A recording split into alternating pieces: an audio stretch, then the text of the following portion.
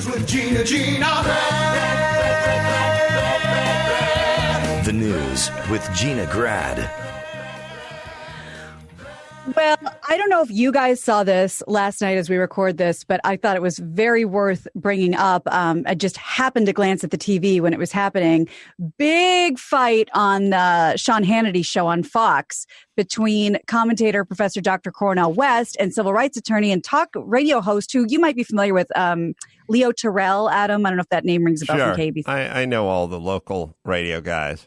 Yeah. So you think, maybe they were coming on to see eye to eye on some stuff. No, sir. They got into a heated argument on Hannity's show Tuesday over the wave of protests across the country, attacks against police, and especially the topic of defunding the police. So the whole thing's 5 minutes, so I cut like a minute of it. Right. I'm going to let it roll. But first, Sean asked West why there's so much violence basically in big liberal cities like Chicago, why we're failing America's children when it comes to cities like that. West said that it has to do with underfunded, undereducated communities. He also said it was under the leadership of Rahm Emanuel, who he's not a fan of, and Trump, who obviously he's not a fan of. And he said, okay, fine. Leo, what about you? And when Hannity asked Terrell the question, he went right back to Cornel West, and this went on for literally 5 minutes, but we have about 90 seconds of it. Sean, you asked Dr. Cornel West the type of question you asked in a court of law. He won't answer them because he's just giving you old talking points. I'll speak to you, Dr. Cornel West, black man to black man. There's looting going on, and you try to conflate. No, it's my turn. It's my turn. Cornel's You try to pissed. conflate protesting and police misconduct. And shame on you. And you're absolutely wrong. You won't address the issue. You will refuse to address the issue because I'm talking to you. You're not my brother. You're not my brother. You are hurting black people by acting this position. You are taking the wrong position. No, my brother. That stuff plays out. That plays out. Address the question. Do you? Oh my gosh! You have lost control. You're a dinosaur. You're an outright dinosaur. You have lost it, sir. I'm not part of your group. I'm not part of your group. You have lost it. You are a dinosaur. And you know what? He's fighting You are wrong. You are wrong, my friend. No, I don't think so. Because your position is so way off. I will not respect you come out of the block disrespecting people. Yeah, you disrespect me the day that Brother Floyd is fighting. Who do you want? That does not work on me. That does not work on me. All right. So Hannity tries to chime in a few times and finally just goes to break. Yeah. So Leo Terrell, so it's an interesting inflection point we're at now. Leo Terrell was a guy who, he's a civil rights attorney. He thought OJ was innocent. He was, as far to the left of the equation as you could possibly get. But the left is going so far left that even guys that were pretty far left are not that far left. That the ideas, the Joe Bidens of the world and Bill Clinton's and things like that. I think most people are like, yeah, that makes sense. But AOC doesn't make sense to Leo Terrell. But Bill Clinton makes sense to Leo Terrell, but AOC's brand doesn't, and it's going so far that now they're fighting with each other, and there's a lot more vitriol if you think about it. Think about the mayor of Minneapolis.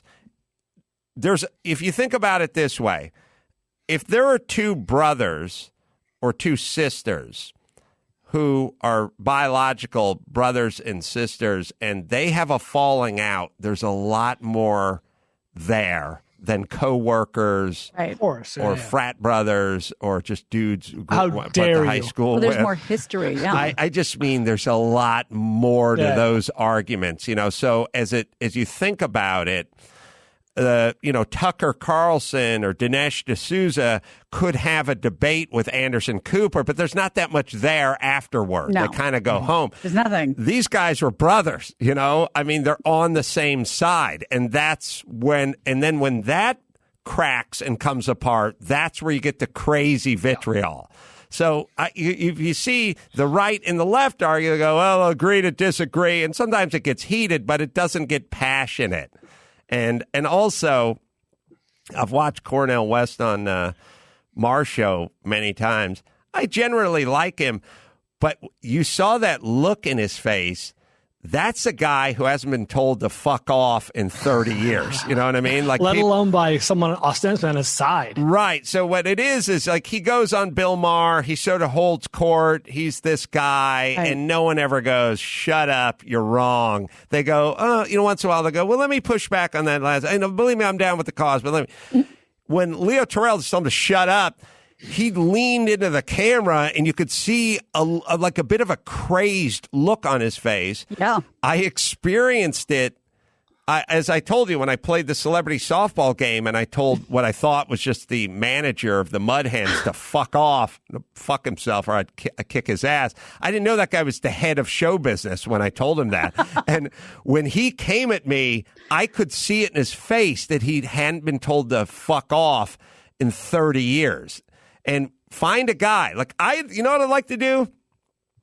I'd like to get one of those police body cams, and I would just walk around, and I'd go in front of Barbara Streisand, and I'd go, hey, you old cunt, fuck off. And I'd just watch her face just explode because there's a look of confusion. Confusion. It's like, what?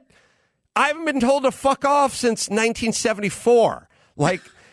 You can tell the people are just kind of used to, that's their permanent posture. It's in their place. Cornel West was his face, he couldn't control his face. He couldn't control his energy.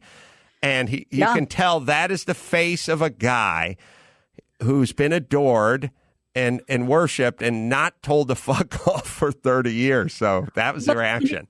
If he had an argument, it completely derailed it because the rest of it, it's very hard to hear because he's kind of it seems like he's on a Skype call.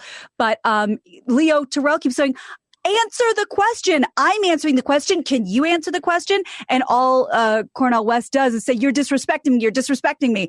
So he couldn't even function and get the rest of the answer out if there was one. I don't know. I have no idea what the substance of their argument was even about because it was all just yelling. Yeah. It was crazy.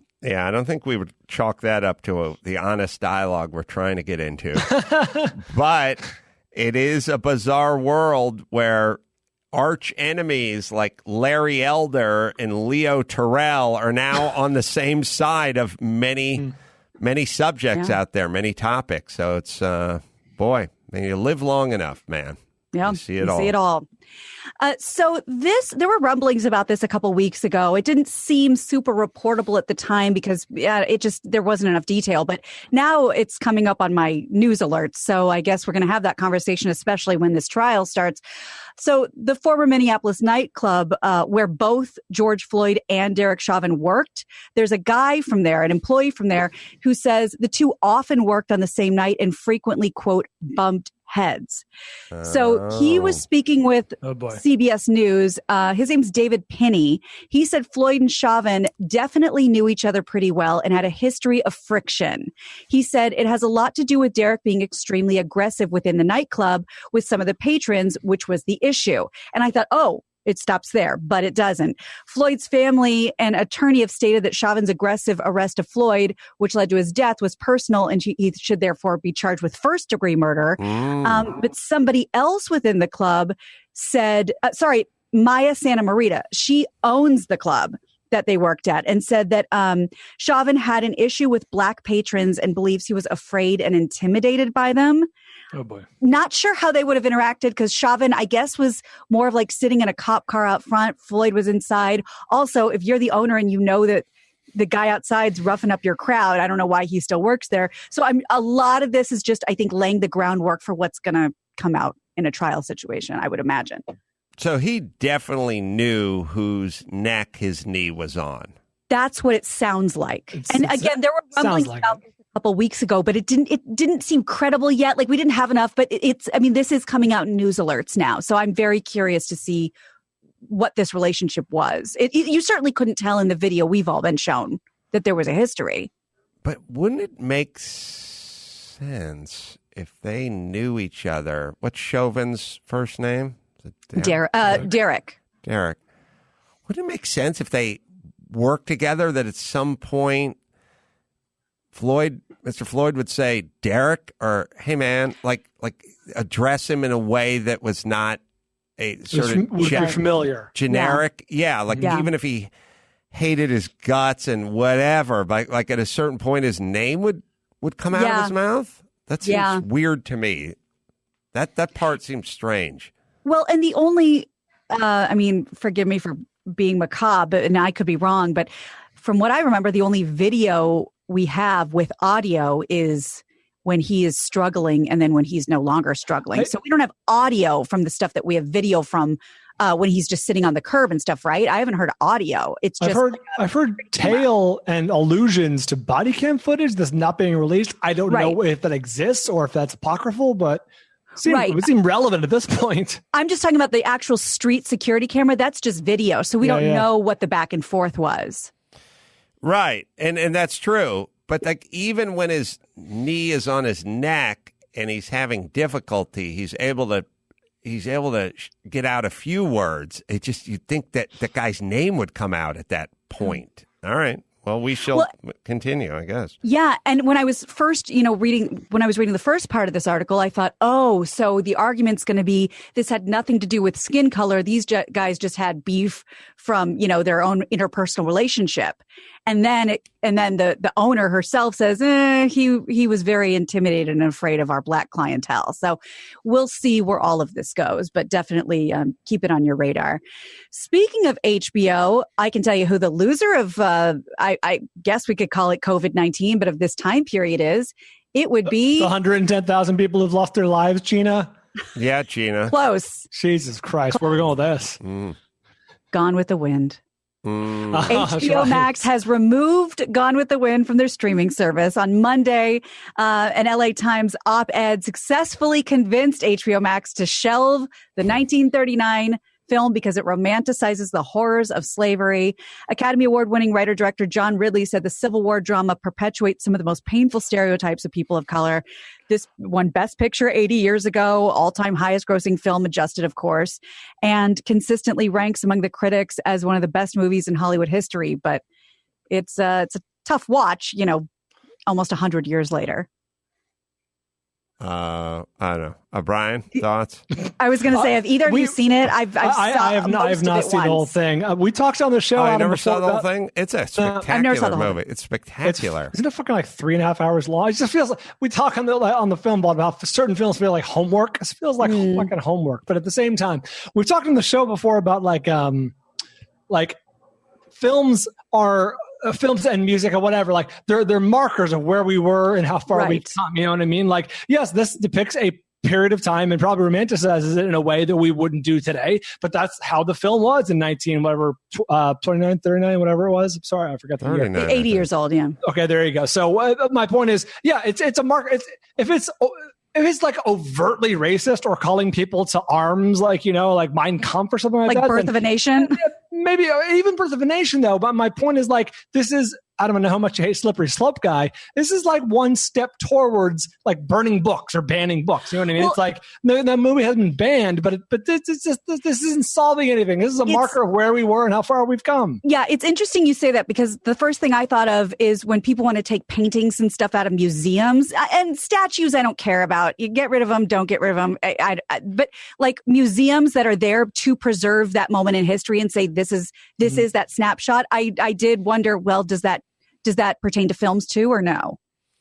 Well, it is a slippery slope, and I don't like the slippery slope guy, but I think we have ample evidence that the progressive movement, which has the words progress and movement in the title, is not slowing down. It's speeding up. You kind of start with stuff like, well, what about the Confederate flag, or what about the Washington Redskins? And you kind of go, I kind of get that, but it's never satiated, it's just sort of on to the next thing. I mean, the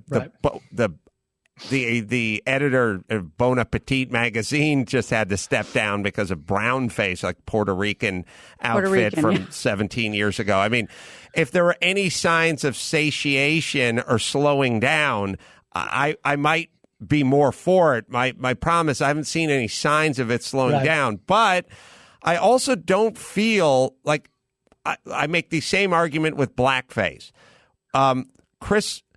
When Jimmy Fallon does Chris Rock, that's not blackface. And we're doing a thing where it's like we kind of go, well, it was 1940. They didn't really know what they were doing, but it wasn't 1940. It was 1865, you know? Right, like they were right. capturing what was going on in 1866 or whenever that Civil War era. 1861. 1861. That's what they were capturing. Right. And the same way you couldn't drive a fucking Prius through a shot. You can't, you have to go, here's the technology, here's the weapons they fought with, here's how they treated black people, here's how the women dressed, here's how the men dressed. It's an attempt at a recreation of that time. And also, I remember seeing Gone with the Wind. Look, I watched all 8 parts of Roots. I mean, that was appointment viewing. Under duress. That was appointment viewing for the Carolla family, so my mom could look at me every 9 minutes and go, "Can you believe what we did? Can you believe that?" I go, "Us? We don't have a fucking chamber pot. You think we owned people?" So, I watched every bit of it, and every bit of it, I went, "Oh God, that's horrible. That's horrible. What we used to do." And then also, let's not do that again. There's a big element of that. And I was, 10, and it was in perfect context. I got all of it. And that movie was rough. Like, they were whipping him and, the whole... That I did see. The whole 9 yards. And it was tough to watch. I felt really bad. I felt bad for them. I felt bad for myself, I was playing football with the Boyd brothers, my 2 black friends. I used to go stay at their house and stuff. I felt bad that their ancestors may have been subjected to this, but you'd apologize in the huddle out of Right. nowhere. It was all in context. I understood very well. It didn't glorify anything. It didn't make me think of, now I must participate in slavery somehow. And it was all in context. If you're looking to solve whatever problems you're looking to solve, this is not the direction to go. As a matter of fact, I think I started off the show by saying you learn more from watching people do stuff you don't want to do or you don't agree with versus, we always talk about inspired.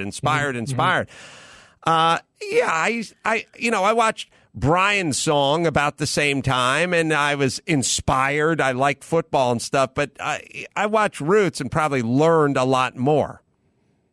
You know whose opinion I'd be curious about when it comes to pulling this off HBO or not? Lin-Manuel Miranda. Because when you talk about, the creator of Hamilton and the big, not only is it, this triumph of, a musical that, historically, whatever, the diverse casting is what it will sort of always be known for. When that's going to be very commonplace, this kind of blew the lid off the whole thing. And I would think that someone like, I don't know, I have no idea, but I would think that these new ways of looking at history and, when you're performing, balance the accurate prescription or the accurate depictions. So you kind of need them both for context. You don't just completely get rid of one or the other. Also, Hattie McDaniel won the Best Supporting Actress, first African-American to win the Oscar. We're going to take that thing down. She wasn't going to be allowed to go to the ceremony. They had to rig it, they had to pull in favors, basically. Oh, really?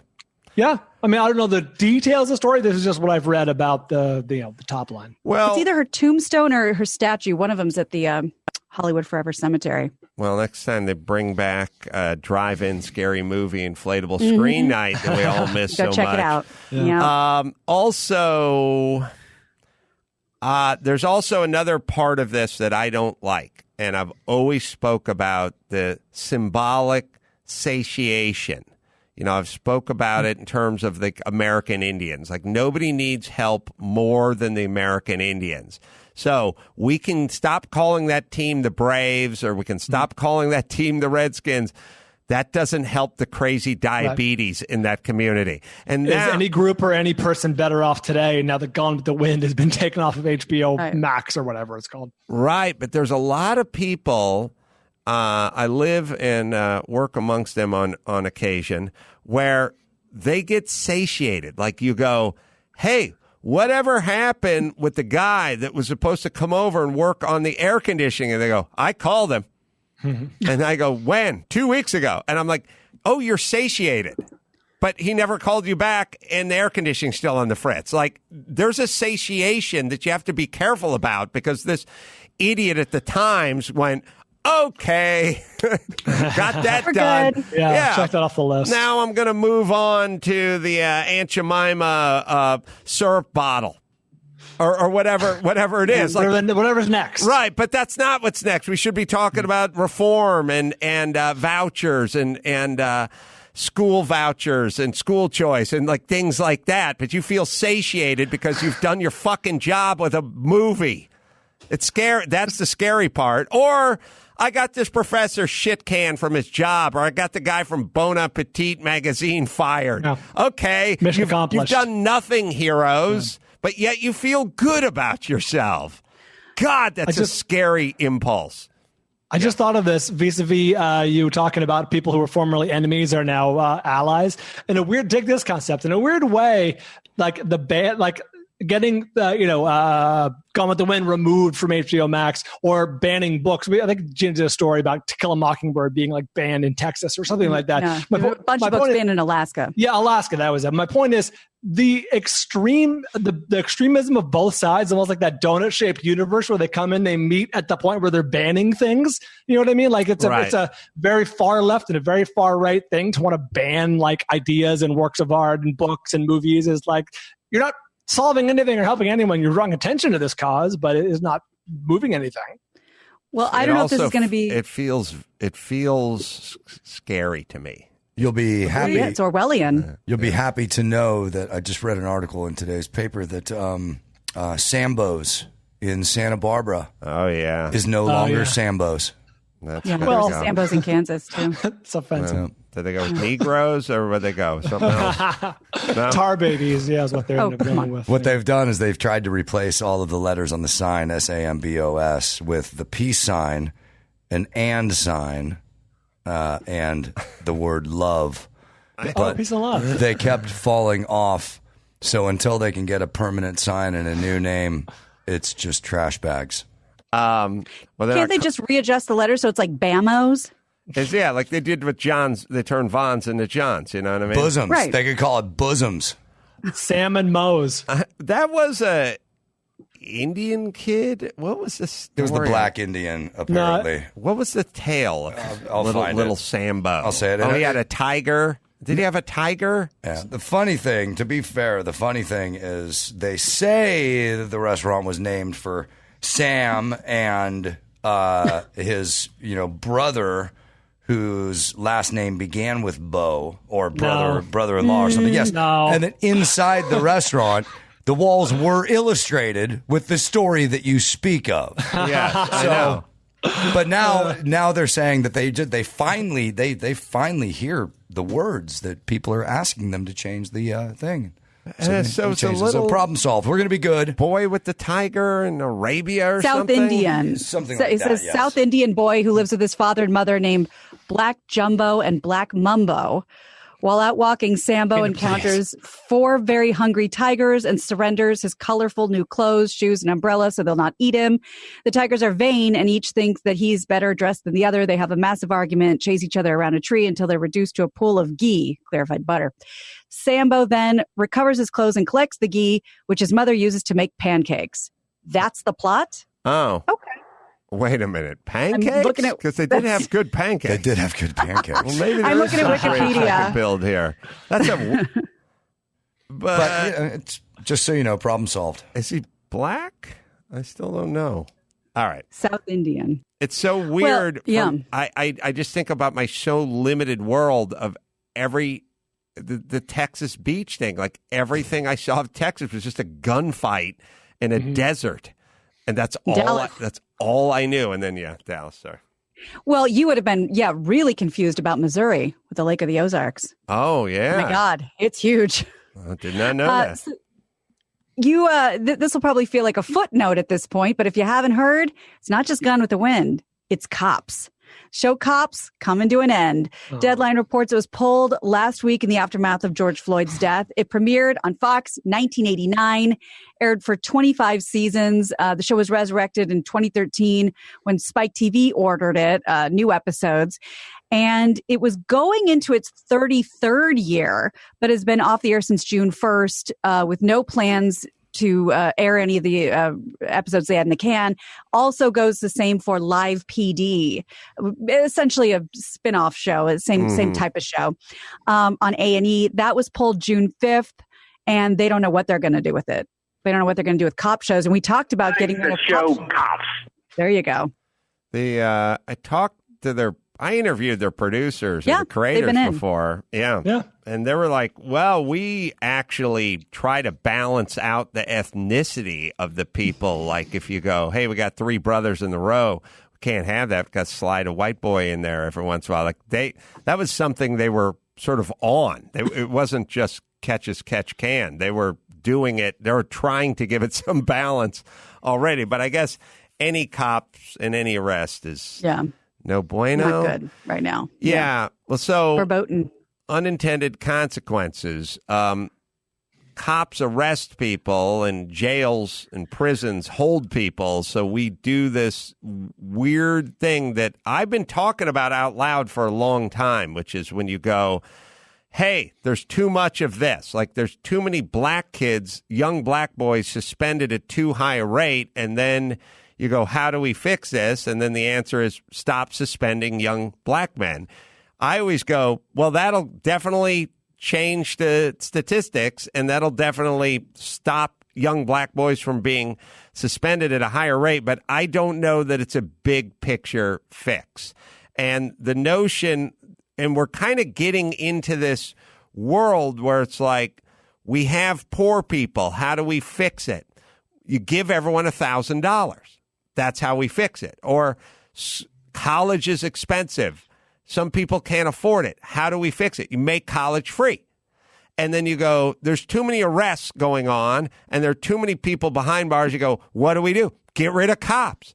And first off, mission accomplished. You will not have arrests. It will dramatically decrease, but there are unintended consequences. Big time. I mean, we already have the Ferguson effect. It's like cops don't want to get out of their cars. They're not proactive. They're just waiting for the 911 calls. And there's a lot more murder and a lot more crime in those areas where the cops don't feel like getting out of their cars. Who could blame them? I'm saying I always think about that episode as a kid when I was watching Sherman and Peabody. Sherman and Peabody. Do you remember those guys? Machine. In the Wayback Machine. And they were doing a car race. And the other car was like beating them. And it's like, come on, Sherman, go faster. And he's like, I couldn't.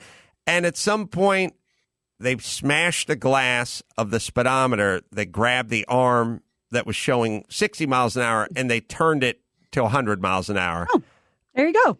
And they won the race.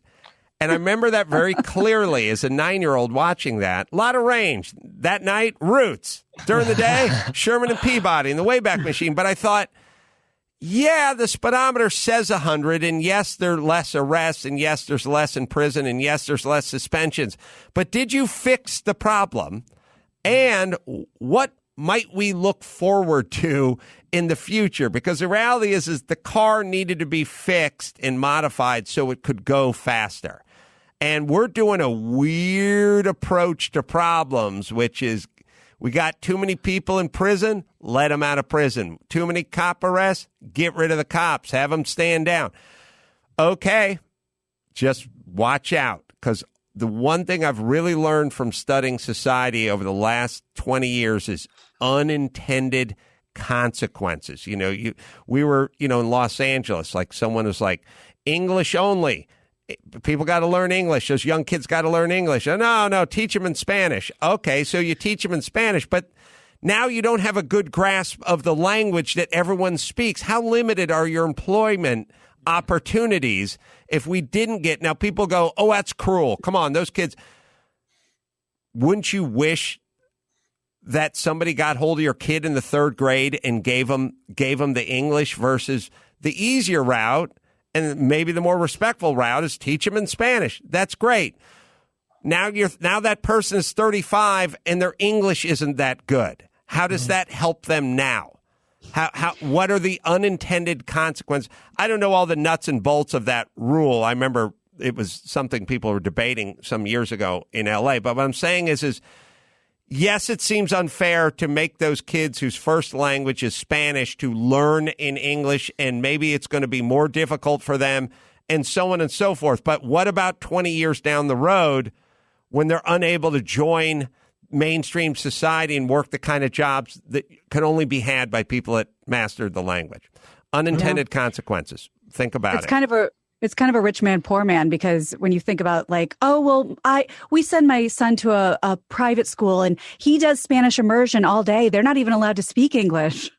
I know. It's crazy. I think, doesn't Fitzdog's kid go to a Spanish immersion school? We can find out tomorrow. Yeah. Is he coming in tomorrow? Yeah, he's a guest tomorrow. Oh. We got to talk about it. I didn't even know that. I didn't even talk to you about that.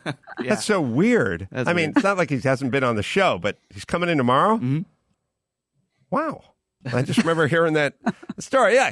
Listen, I'll give my kids some Spanish immersion. I'll take them down to Alvera Street and tell them to knock themselves out for 20 minutes and then it's back into the car. Oh, okay. Well, then we'll talk to them how Spanish immersion works. Spanish immersion for Sonny. Just send him into your backyard. That's right. That's Roberto. That's Alvaro. Now get to getting. Shouldn't we be in Chinese immersion now? I'm probably just figuring out which way the wind is blowing. Yes, he does go to Spanish. Fitzdog's. How'd you find that out online, or just text him? Gary remembered. Oh yeah. All right. Let's do one more, Gina Grant. All right. Well, do you remember the beautiful Bar Refaeli? Beautiful supermodel model, Israeli. Leonardo DiCaprio. Yeah. Yes. Thinking of a nightclub. A vision. A beautiful woman. Well, she's known for that, but she's also known now for striking a deal with the feds, but not a very good deal for her mom. So she reached a plea bargain with Israeli prosecutors in her tax evasion case. Ooh. That she is going to have to serve 9 months of community service. So she was charged with trying to hide $6 million she earned between 2009 and 2012 and lying about living with Leonardo DiCaprio at his house while her primary residence was in Tel Aviv. So she's 34 right now. She has, I think, 3 kids, and she was able to avoid time behind bars in exchange for community service. Her mom, however, her business manager, C.P. Refaeli, was charged and convicted. She's going to jail for 16 months. Wow. So I don't know if it was the mom saying, take me instead, or Barbie like, hey, let's talk. And she has community service? She has 9 months community service. Got to be so weird. Like, who's that fucking hot chick picking up garbage by the side of the 5? In that jumpsuit. That kind of smoking, man. Yeah. Is she out here now, or is she in Tel Aviv? Well, I'm not sure, but her primary residence is Israel. So this all went down in Israel. And one of the articles I read a couple about him. It was all done in shekels. So I think that's the whole point, that they're serving it there. Yeah. I wonder if they put prisoners in shackles there, and then if there's a who's on first type of situation. You know, we need to get them there. Need them in shackles. Sorry. Yeah, no, that's why they're here. No, shackles. They didn't pay enough what in taxes? Shackles. So now she didn't wear. Yeah, she's gonna wear shackles. We'll put her. We're going bar where she's going behind bars. Bar. Oh no. Bar. What, no. you think you're funny, Shecky? Mom's bar. Sorry. Bars. Okay, the one whose name's Bar's going to be free. Her mom's going to be behind bars. She'll be in shackles. Yeah, she stands behind her, whatever. Yeah, that's a good mom. She stands behind her. She needs to be in shackles. God damn it.